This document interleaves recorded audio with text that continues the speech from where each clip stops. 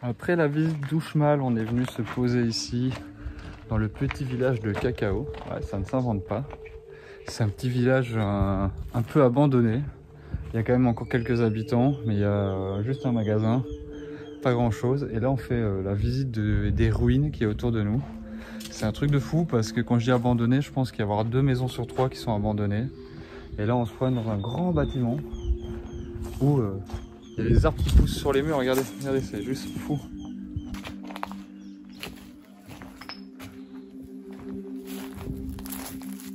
Je vais faire tomber mon téléphone. Le puits, ouais, l'arbre qui vient dedans. Hein.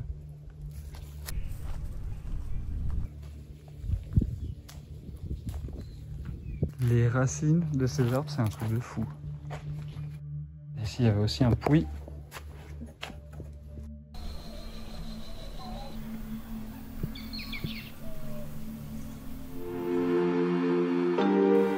Nous sommes sur la route depuis 2 ans. Nous avons parcouru l'Europe et l'Asie avec nos 3 enfants. Maintenant, nous les emmenons à la découverte du continent américain. Nous, c'est les Waffles et ça, c'est nos aventures. Petit matin à Cacao. On est posé depuis hier après la visite du site d'Uxmal. Donc on est arrivé ici dans ce village où il fait très chaud. Mais on va déjà devoir partir parce que en fait il n'y a pas de magasin pour acheter des légumes et des fruits et on est un peu vide. Notre frigo fonctionne pas bien, voire pas du tout à cause des chaleurs. Et du coup on fonctionne que avec le congélateur, on n'a pas un gros stock d'aliments avec nous, d'aliments frais. Du coup il faut se ravitailler très souvent. Et là on va retourner dans un village à côté se ravitailler. On a bien aimé notre nuit ici, c'était très calme, on a pu visiter l'hacienda là derrière, toute délabrée, et puis les maisons, on a pu faire un peu d'urbex gentiment dans les maisons. Prendre pas mal de photos d'oiseaux. Mais voilà, comme je dis, on va quitter notre petit endroit pour visiter le village à côté et essayer de trouver un endroit où on peut racheter des fruits et des légumes. Nous voilà arrivés à Yaxcopoil. Alors Nico et moi, on est en zone, en moment découverte. On est déjà allé voir, il y avait une dame qui était sur le bord quand on est arrivé et je pensais qu'elle vendait à manger, mais en fait pas du tout. Par contre, elle s'était fait livrer à manger, donc elle nous a dit où aller trouver à manger. Je pense qu'on ne trouvera pas spécialement de fruits et légumes aujourd'hui, mais il y a un magasin de fruits et légumes qui ouvre le matin là-bas. Et là, il y a moyen de trouver un petit resto, donc l'ambiance a l'air assez sympa. Tout de suite, ils nous ont dit, là, il y a le cénote près du cimetière, et il y a des gens qui vendent le soir. Ça a l'air d'être une ville un peu plus vivante, et du coup, peut-être qu'on va rester quelques jours. Et en plus, avant de quitter Cacao, on a réussi à faire le plein d'eau, donc c'est cool, et on n'a pas trop galéré. Ouais, on a galéré en termes de temps parce que ça a mis longtemps, mais on n'a pas galéré pour trouver de l'eau. Vu nos dernières péripéties pour avoir de l'eau, ça fait plaisir. Yeah. Alors on nous a parlé d'un cénote à Yaxcopoil, du bouche à oreille dans le village. La dame qui nous a vendu les poulets ce midi, elle savait pas, mais sa mère avait l'air de dire que oui, en effet, il y avait un cénote et que c'était praticable. Mais c'est un peu l'aventure parce qu'en gros, à part l'explication que c'est proche du cimetière, on n'avait pas grand chose. Puis en chemin, on a rencontré une femme qui nous a dit « Oh, c'est loin !» Mais bon, à la mexicaine, donc on se dit « Bon, on va quand même tenter le coup ». Elle nous donne quand même une information importante que nous n'avions pas, c'était de prendre le chemin à droite quand il y avait une séparation, ce que nous avons donc fait. Et là, on marche, mais on ne sait pas encore où on va arriver. Et donc là, on a continué le chemin tout droit, mais il y avait de nouveau une séparation. Donc j'ai pris un chemin, Nico à l'autre. Seulement moi, il menait juste à une autre séparation d'un autre chemin, donc ça devait pas être ça. Et là, Nico m'a appelé. Heureusement qu'on a nos téléphones avec 2 cartes. Et il semble qu'il ait trouvé. Mais il me dit que c'est sale et qu'on ne sait pas descendre. Ce serait dommage. On va essayer de trouver une solution quand même. Parce qu'on a chaud, on a envie de se baigner. On a trouvé le cénote caché de village ici. Alors c'est un tout petit cénote. Pour y rentrer dedans, c'est très compliqué. Anaïs et moi, on pourrait tenter le coup, mais les enfants décidément ne pourront pas rentrer dedans. Il y a un peu de déchets autour, ça c'est très dommage. Alors je vais quand même vous le montrer. Il y a un pseudo accès là avec une échelle fait maison. Ça que je dis que nous on pourrait éventuellement tenter d'y aller, mais les enfants ça va être impossible pour eux de le faire. L'eau a l'air claire dans le fond, c'est juste dommage qu'il y a quelques déchets dedans laissés par les gens qui n'entretiennent pas. Vous pouvez voir que voilà, et alors le plus gros problème c'est qu'en effet il y a l'air d'avoir un nid d'abeilles et donc il y a plein d'abeilles qui volent autour. Les enfants sont un peu dégoûtés, ils espéraient je pense pouvoir nager, bah nous aussi ceci dit. Surtout après une bonne demi-heure de marche plein cagnard. Parce qu'il fait très chaud, on n'arrête pas de vous le dire. Je lisais hier soir que en fait, le Mexique est occupé à connaître une vague de chaleur sans précédent. C'est bien, après avoir fait l'Iran exactement à la même époque l'an dernier, pour le même résultat, c'est-à-dire une vague de chaleur sans précédent en Iran, ben on fait le Mexique avec une vague de chaleur sans précédent. C'est pas qu'on n'aime pas la chaleur, mais là ça fait beaucoup. Ça fait 2 fois qu'au mois de mai, on est vraiment dans des températures en permanence au-dessus de 30 degrés. Nuit compris. Hein. Donc voilà. Allez, bon, ben, comme on peut pas se baigner, je pense qu'on va rapidement se remettre en route dans l'autre sens et retrouver Jeff. On est bien d'accord, les déchets, c'est un problème à l'échelle mondiale. Ce matin, avec les bières, on cherche de la glace pour refroidir un peu tout. Donc de la glace en sachet, pas à manger. Et il y a un monsieur qui nous a proposé de nous emmener, alors il nous emmène à vélo. Salut Lou.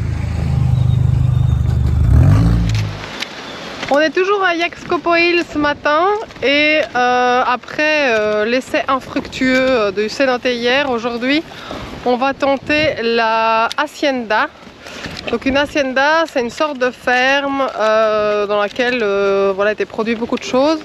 Et ici, en fait, celle de Yaxcopoil nous propose une visite où ils ont essayé de laisser l'arrangement le plus authentique possible, à savoir qu'elle a quand même fonctionné à 3 époques différentes. On va aller découvrir tout ça.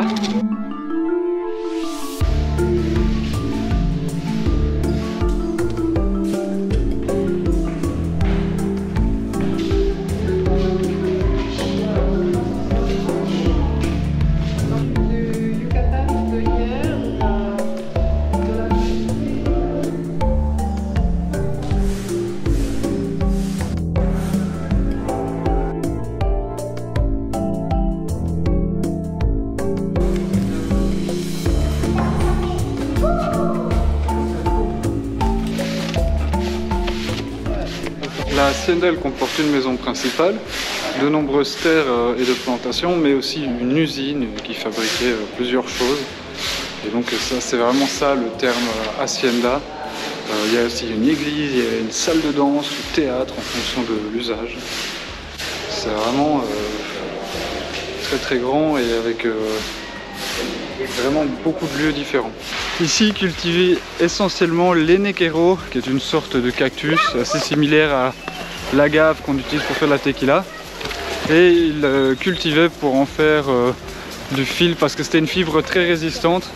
C'est comme ça en fait. Puis ils la sèchent et ils en sortent la fibre pour faire des chapeaux, des sacs. Hop, attention, je me fais mouiller. Des cordes. Voilà, et c'est un matériel que utilisaient les Mayas et qui est propre ici au Yucatan.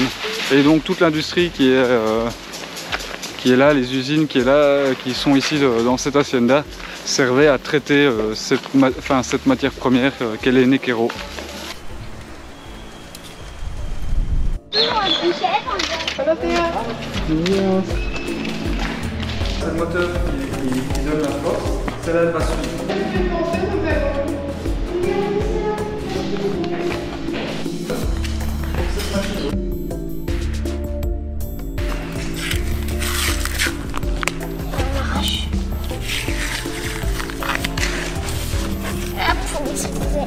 C'est très beau. Et maintenant qu'on l'a enlevé de la branche,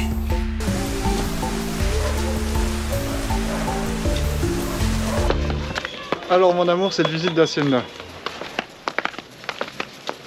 On a appris des nouvelles choses. Pour être honnête, la hacienda en elle-même, on en avait déjà vu, elle est jolie, elle est joliment entretenue.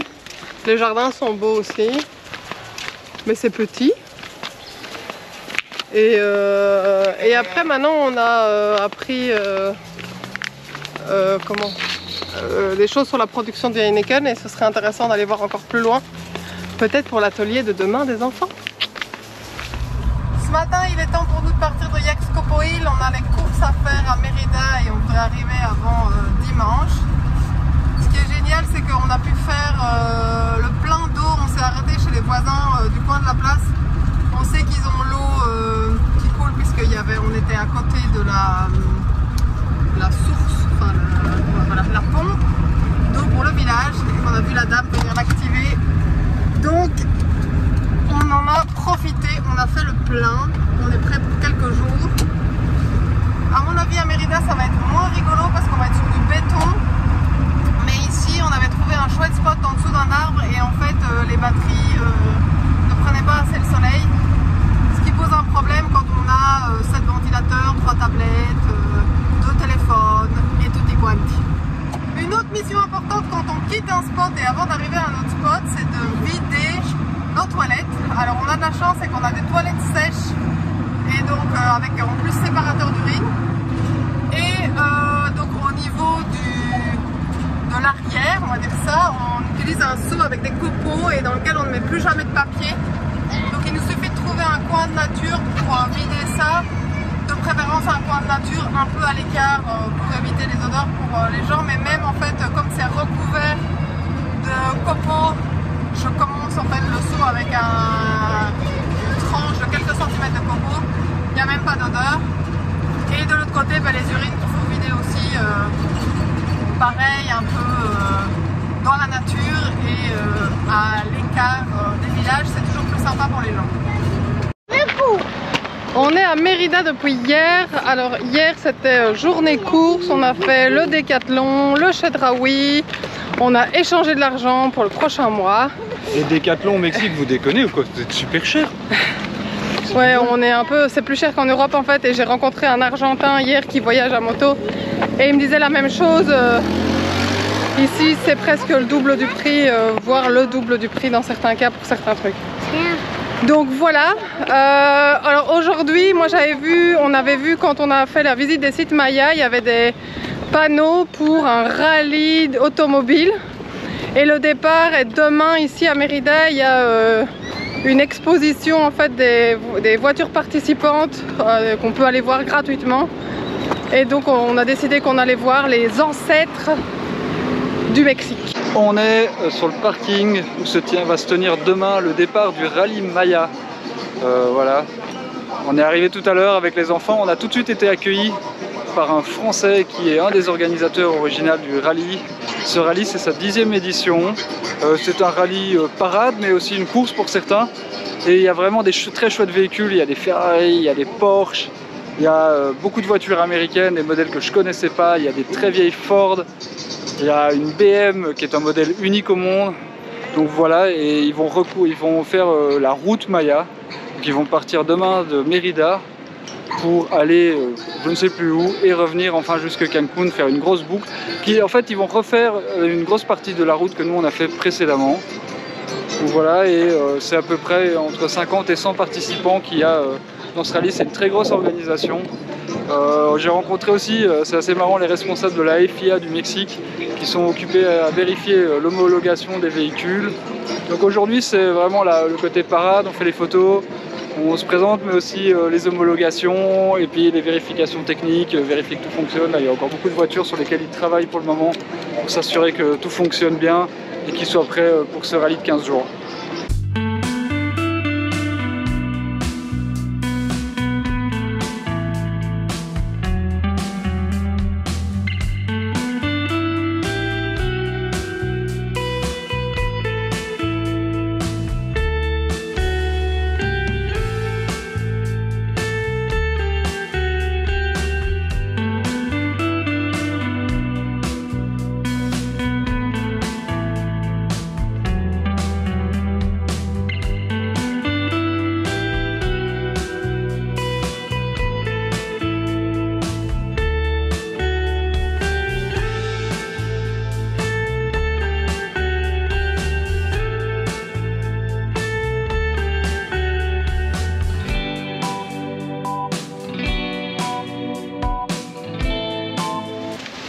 Après quelques petites courses ce matin, on a quitté Mérida et on est à Progresso. Alors Progresso, on a rejoint la côte, ça y est, les enfants ils en avaient marre des visites, donc on leur avait dit on fait Mérida pour faire quelques courses et puis on retrouve la plage et c'est chose faite. Comme vous voyez, on s'est déjà baigné. Avant de vous faire la vidéo, on a été testé pour voir si c'était bien et si on restait. Et non seulement, d'abord on a perdu quelques degrés, puisque à Mérida on avait 42 degrés, même jusqu'à 43 degrés, et ici on est à 35, même 34 je crois là dans Jeff pour le moment. Donc ça fait du bien, le vent rafraîchit.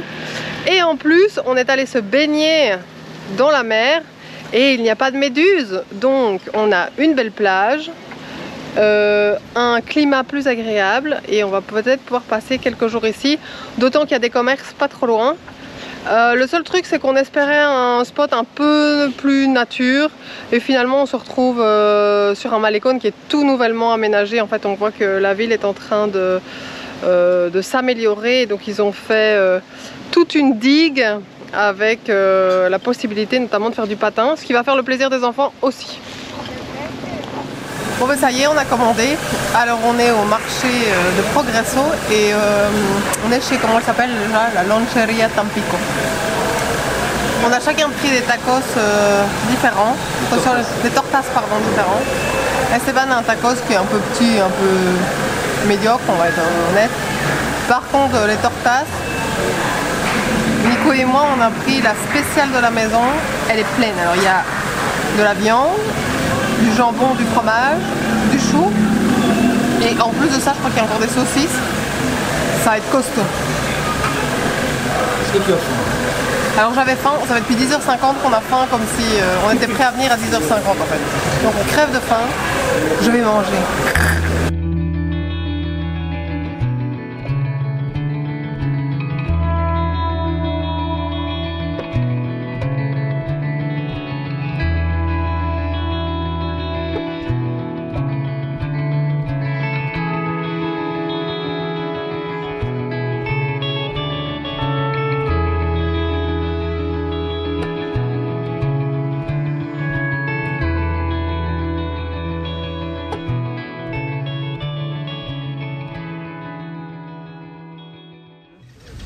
Ce matin, il y a un policier qui est venu parce qu'il y a Santiago Olivia qui s'occupe à jouer tout seul au skatepark. Ce matin, quand je me suis réveillée, en fait j'entendais un bruit dans l'armoire qui faisait tic tic tic tic tic. En fait, on n'a plus de gaz. On a trouvé les flamants roses, il n'y en a que 2.